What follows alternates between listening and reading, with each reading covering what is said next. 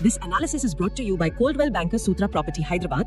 Stay updated with the news that shapes the property and real estate sector and the quality of living in and around Hyderabad through our expert curated news insights. Namaskar, ఈ రోజు మనం Hyderabad real estate sector ని, ముఖ్యంగా property market ని effect చేస్తున్న కొన్ని ముఖ్యమైన విషయాలు చూద్దాం. మన దగ్గర కొన్ని న్యూస్ ఆర్టికల్స్ ఉన్నాయి. వీటి బేసిస్ మీద ఈ డెవలప్మెంట్ సిటీ లైఫ్ మీద, లివబిలిటీ మీద ఎలా ప్రభావం చూపుతాయో కొంచెం లోతుగా చర్చిద్దాం. మెయిన్ గా అంటే ప్రభుత్వం ప్రతిపాదించిన future city, office space market trends, government lands కు సంబంధించిన కొన్ని ఇల్లీగల్ డీల్స్, ఇంకా కొన్ని అడ్మినిస్ట్రేటివ్ రిఫార్మ్స్ మీద ఫోకస్ చేద్దాం. ముందుగా తెలంగాణ ప్రభుత్వం చాలా గ్రాండ్ గా ప్లాన్ చేస్తున్న ఫ్యూచర్ సిటీ ప్రాజెక్ట్ గురించి మాట్లాడుకుందాం. హైదరాబాద్ సౌత్ లో చాలా పెద్ద ఏరియా కదా. అవునవును, 765 చదరపు కిలోమీటర్ల విస్తీర్ణం, చాలా పెద్దది. దీని మెయిన్ గోల్ ఏంటంటే హైదరాబాద్ సిటీ మీద ప్రెషర్ తగ్గించడం.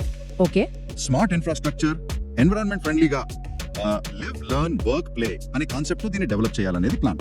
అంటే అన్ని దగ్గరగా ఉంటాయన్నమాట. నివాసం, పని, చదువు అన్ని. ఎగ్జాక్ట్లీ, అన్ని వాకింగ్ డిస్టెన్స్ లో ఉండేలా. ఇంకా చెప్పాలంటే ఇది ఇండియాలోనే first net zero smart industrial సిటీగా ప్లాన్ చేస్తున్నారు. నెట్ జీరో అంటే బేసిక్ గా వాళ్ళు ఎంత ఎనర్జీ వాడుకుంటారో అంతే ఎనర్జీని రెన్యూబుల్ సోర్సెస్ ద్వారా ప్రొడ్యూస్ చేస్తారన్నమాట. సో పర్యావరణం మీద నెగటివ్ ఇంపాక్ట్ ఉండదు. బాగుంది. ఇంత పెద్ద సిటీకి వాటర్ సప్లై ఎలా ప్లాన్ చేస్తున్నారు? అది పెద్ద ఛాలెంజ్ కదా. అవును, దానికోసం ప్రస్తుతానికి Palamuru Rangareddy lift irrigation scheme లోని ఉట్టం రిజర్వాయర్ నుంచి నీళ్లు తేవాలని చూస్తున్నారు. ఓకే, ఒక అంచనా ప్రకారం సుమారు 4 నుంచి 5 టీఎంసీల నీరు అవసరం పడొచ్చు. 4-5 టీఎంసీలు అంటే చాలా ఎక్కువే. అవును, గతంలో ఫార్మాసిటీకి అనుకున్న దానికంటే ఇది ఎక్కువ. కానీ శ్రీశైలం నుంచి నీటి లభ్యత చూస్తే ఇది పాసిబులే అని అధికారులు అనుకుంటున్నట్టున్నారు.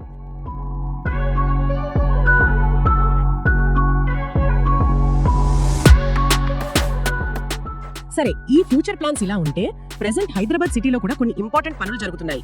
అమీర్పేట్ ఏరియాలో ఫ్లడ్డింగ్ ప్రాబ్లం తగ్గించడానికి కృష్ణకాంత్ పార్క్ లోని చెరువును ఎక్స్పెండ్ చేస్తున్నారు కదా. అవును, యూసఫ్ కూడా కృష్ణకాంత్ పార్క్ లో ఉన్న పాత చెరువుని ఇప్పుడు డెవలప్ చేస్తున్నారు. జూబ్లీ హిల్స్ సైడ్ నుంచి వచ్చే వరద నీటిని స్టోర్ చేయడానికి. ఓకే, ఇప్పుడు 7 ఎకరాలు ఉంది, దాన్ని 12 ఎకరాలకు పెంచుతున్నారు. దీనివల్ల ఇంకో 120 మిలియన్ లీటర్ల నీరు స్టోర్ చేయొచ్చని హైడ్రా వాళ్ళ ఎస్టిమేట్. అదే టైంలో జీహెచ్ఎంసీకి, హైడ్రా ప్రజావాణికి ఇల్లీగల్ కన్స్ట్రక్షన్స్, డ్రైనేజ్ ప్రాబ్లమ్స్ మీద కంప్లైంట్స్ కూడా బాగా వస్తున్నాయని అంటున్నారు. నిజమే, ఇది సిటీ ఇన్ఫ్రాస్ట్రక్చర్ మీద ఎంత స్ట్రెస్ ఉందో చూపిస్తుంది. అందుకే హైడ్రా యాక్షన్ కూడా తీసుకుంటోంది. కూకట్పల్లి ఏవీబీపురంలో నాలా మీద కట్టిన ఇల్లీగల్ స్ట్రక్చర్స్ ని తీసేస్తున్నారు. అవునా? అవును, ఆ నాలా ఆక్రమించడం వల్ల చుట్టుపక్కల కాలనీలు మునిగిపోతున్నాయి. పెరికి చెరువు దగ్గర ఇది. సో ఇలాంటివి చేస్తే కొంచెం ఫ్లడింగ్ కంట్రోల్ అవుతుంది. రైట్. ఇంకా రియల్ ఎస్టేట్ మార్కెట్ లో ఇంకో సీరియస్ ఇష్యూ బయటపడింది. ప్రభుత్వ అసైన్డ్ భూములని ఇల్లీగల్ గా అమ్మేస్తున్నారట. ఇది చాలా పెద్ద ప్రాబ్లం. రంగారెడ్డి, మేడ్చల్, వికారాబాద్ జిల్లాల్లో ఇది మరీ ఎక్కువ ఉంది అంటున్నారు. అసైన్డ్ ల్యాండ్స్ అంటే పేదలకు ఇచ్చేవి కదా, వ్యవసాయం కోసం. అవును, వీటిని అమ్మకూడదు యాక్చువల్ గా. కానీ కొంతమంది డెవలపర్లు వీటిని తక్కువ రేటుకు కొనేసి లేఅవుట్లు, విల్లా ప్రాజెక్టులు కట్టేస్తున్నారనేది ఆరోపణ. ఎంతవరకు ఉండొచ్చు ఈ ప్రాబ్లం? ఒక్క రంగారెడ్డి జిల్లాలోనే ఆల్మోస్ట్ ఒక 10,000 ఎకరాల అసైన్డ్ భూమి ఇలా చేతులు మారిందని ఒక అంచనా ఉంది. అధికారులు కొన్ని చోట్ల యాక్షన్ తీసుకుంటున్నారు, కానీ ప్రాబ్లం స్కేల్ చాలా పెద్దది. చాలా సీరియస్ ఇష్యూ ఇది. సరే, కమర్షియల్ రియల్ ఎస్టేట్ వైపు వస్తే ఆఫీస్ స్పేస్ లీజింగ్ ఎలా ఉంది? కుష్మన్ అండ్ వేక్ ఫీల్డ్ రిపోర్ట్ ఏమైనా వచ్చిందా? వచ్చింది. హైదరాబాద్ లో ఆఫీస్ స్పేస్ లీజింగ్ ఈ ఇయర్ ఫస్ట్ 6 months లో, అంటే జనవరి జూన్ మధ్య స్టేబుల్ గా ఉంది. స్టేబుల్ గా ఉందా? ఓకే. అవును, సుమారు 28 లక్షల స్క్వేర్ ఫీట్ రికార్డ్ అయింది. మిగతా మెయిన్ సిటీస్ లో కొన్ని చోట్ల, అంటే బెంగళూరు, కోల్కతా, అహ్మదాబాద్ లాంటి చోట్ల లీజింగ్ తగ్గింది. అవునా? అవును, కానీ హైదరాబాద్ లో నిలకడగా ఉంది. బహుశా ఇక్కడ ఉన్న diversified business sectors, government support కారణం కావచ్చు. ముంబై, ఢిల్లీ, పూణే, చెన్నైలో పెరిగిందట కదా. అవును, అక్కడ గ్రోత్ ఉంది. ఓవరాల్ గా కంట్రీ వైడ్ చూస్తే ఆఫీస్ మార్కెట్ స్ట్రాంగ్ గానే ఉంది. లావాదేవీలు 24% పెరిగాయి. గుడ్.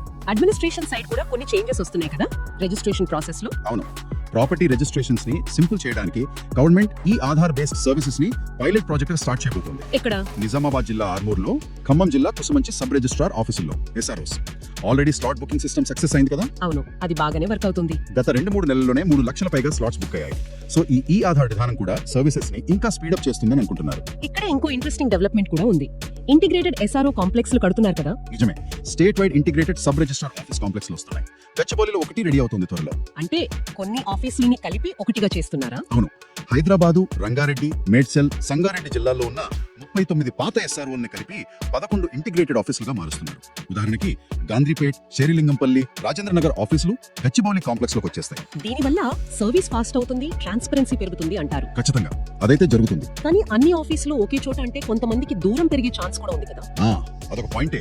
బహుశా బెటర్ సర్వీస్, టైం సేవింగ్ వల్ల ఆ డిస్టెన్స్ ఇబ్బంది తెలియకపోవచ్చు అని గవర్నమెంట్ ఆలోచిస్తుండొచ్చు. లాంగ్ రన్ లో చూడాలి దాని ఎఫెక్ట్ ఎలా ఉంటుందో. ఓవరాల్ గా చూస్తే హైదరాబాద్ రియల్ ఎస్టేట్ సీన్ చాలా డైనమిక్ గా ఉంది. ఒకవైపు ఫ్యూచర్ సిటీ లాంటి మ్యాసివ్ ప్లాన్స్, ఇంకోవైపు illegal deals, current infrastructure challenges, ఇవన్నీ ఉన్నాయి. కరెక్ట్. ఈ డెవలప్మెంట్స్ అన్ని సిటీ ఫ్యూచర్ లివబిలిటీ మీద, ప్రాపర్టీ మార్కెట్ మీద లాంగ్ టర్మ్ ఇంపాక్ట్ చూపిస్తాయి. గవర్నమెంట్ రిఫార్మ్స్, లా ఎన్ఫోర్స్మెంట్ ఎంత ఎఫెక్టివ్ గా ఉంటాయనేది చాలా ముఖ్యం. వినేవాళ్ళు ఆలోచించాల్సిన ఒక ప్రశ్న, ఇంత ఫాస్ట్ గా పెరుగుతున్న సిటీలో ప్లాన్డ్ డెవలప్మెంట్ కి లీగల్ రెగ్యులేషన్ కి మధ్య సరైన బ్యాలెన్స్ ఎలా తీసుకురాగలం?